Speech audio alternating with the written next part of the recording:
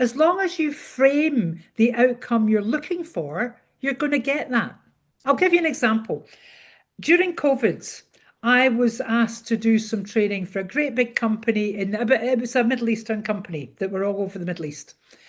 And I was told it was for the young leaders. The leaders were about average age 32. And I think there was 250 leaders coming on to this workshop I was doing online.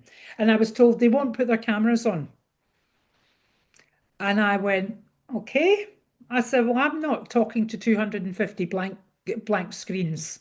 I said, because that's a waste of my time and it's a waste of everyone else's time because I've got no idea who's engaged, what's happening.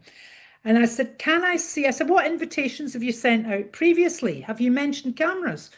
Oh, no, we've not asked anyone to put their cameras on. I said, okay, I'm going to be, and this is one thing I do when I work with companies. I draft all the invitations that go out to anyone I work with. So we wrote the invitation, and the invitation said one of the main things of being a young leader is visibility. And this is an opportunity for you to become totally visible in front of all your peers and colleagues from all over the Middle East. As such, we require you to have your camera on. You come office ready, as if you're ready to come to the office, as if you're ready to work with your teams. We expect you to keep your cameras on all the time because you'll be going into breakout rooms, you'll get a chance to meet with everyone, and it's very important they can see you.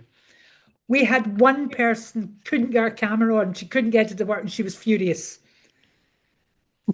The company actually said to me, if you can get 5% to put their camera on, we'll be delighted. They couldn't believe we got 99.999% because we framed it. Too many people doing training and coaching do not frame the outcome. It's entertainment. They do not frame, how are you going to use this in the workplace? How are you going to measure this? And how are you going to take a note of that measure? How are you going to measure it against what's been happening before? So you tell your clients to go and measure things.